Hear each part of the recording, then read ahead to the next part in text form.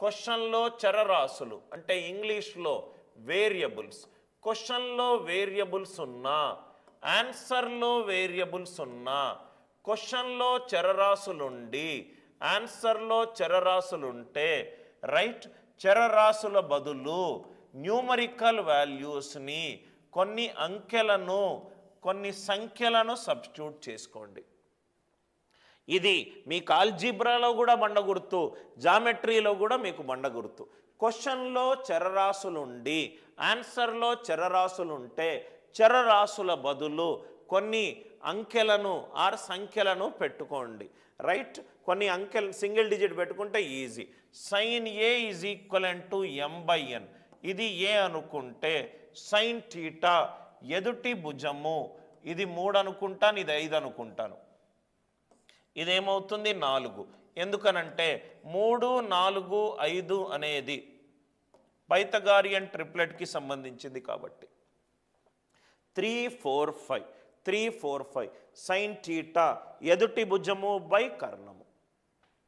నాకు క్వశ్చన్లో ఏమన్నాడు, ఇది m సార్, ఇది n సార్, ఇదెంత √n² మైనస్ m². క్వశ్చన్లో ఏమన్నాడు, దీని వాల్యూ ఎంత 4. tan థీటా, tan అంటే ఎదుటి భుజము బై ఆసన్న భుజము 3 ఏ వాల్యూ చరరాశికి ఇచ్చాను, mకి ఇచ్చాను.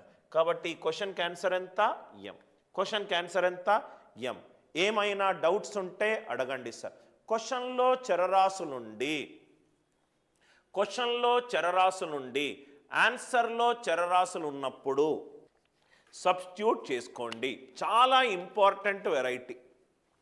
నేను మీకు ఇదే దాన్ని కొంత సమయం ముందు ఒక వెరైటీగా చెప్పాను సార్, దాని దగ్గరికి కూడా వస్తాను. క్వశ్చన్లో యాంగిల్ నుండి ఆన్సర్లో యాంగిల్స్ ఉన్నప్పుడు సబ్స్టిట్యూట్ చేసుకోండి అన్నాను. దాని మీద కూడా ఒక ఎగ్జాంపుల్ చెప్తాను. ఐడియా క్లియర్ కదా sir? Right, idea clear. m/n simple Pythagorean triplet.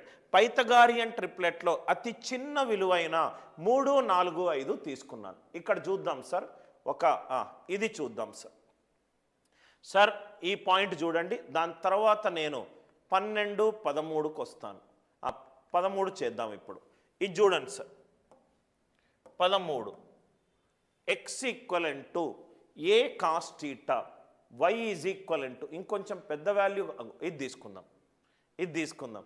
జనరల్గా దీన్ని ఒక్కొక్కరు ఒక్కో విధంగా చేస్తారు. మీరు టెక్స్ట్ బుక్లో చేసే విధానము method 1, a is equivalent x cos θ plus y sin θ, b is equivalent x sin θ minus y cos θ. మీకు టెక్స్ట్ బుక్లో చెప్పే విధానము a is equivalent x cos θ plus y sin θ, b is equivalent x sin θ minus y cos θ. sin square θ plus cos square θ 1.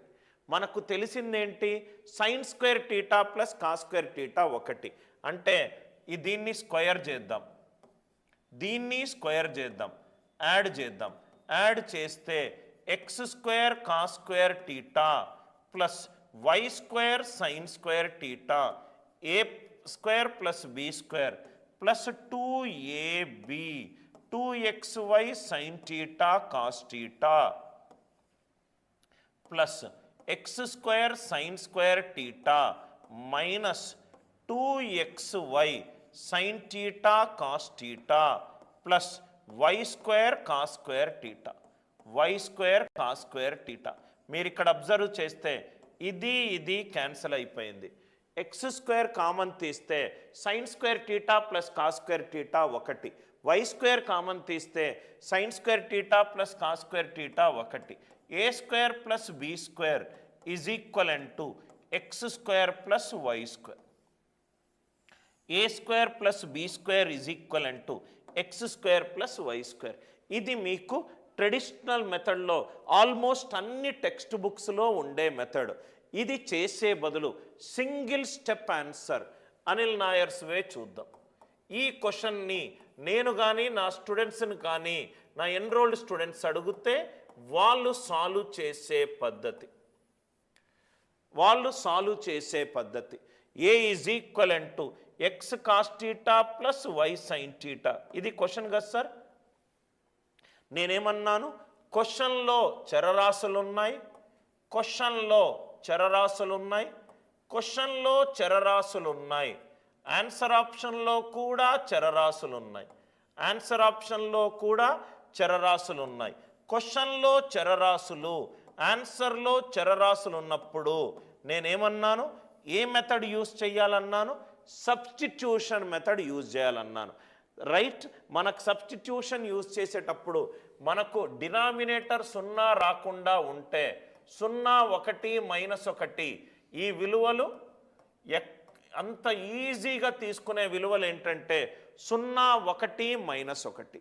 So theta బదులు 90 డిగ్రీలు తీసుకుంటున్నాను. Theta 90 డిగ్రీలు తీసుకుంటే x equivalent a equivalent to y అయింది, b is equivalent to x అయింది. Left hand side square చేసి add చేస్తే right hand side కూడా స్క్వేర్ చేసి యాడ్ చేయాలి. అంతే కదా సార్ వచ్చింది answer. a² + b² is equivalent to x² + y². మీరు 30 సెకండ్లు తీసుకునేది 2 నుంచి 5 సెకండ్లో క్వశ్చన్ అయిపోయింది. ఆ ప్యాటర్న్ తెలుసుంటే, క్వశ్చన్లో చరరాశులుండి ఆన్సర్లో చరరాశులు ఉంటే ఏం చెయ్యాలి సార్? నేను ఆల్జీబ్రా క్లాసులో ఫస్ట్ క్లాస్లో ఇది చెప్తాను. క్వశ్చన్లో చరరాశులు, ఆన్సర్లో సంఖ్యలు, క్వశ్చన్లో సంఖ్యలు, ఆన్సర్లో చరరాశులు, క్వశ్చన్లో సంఖ్యలు, ఆన్సర్లో సంఖ్యలు, క్వశ్చన్లో చరరాశులు, ఆన్సర్లో చరరాశులు.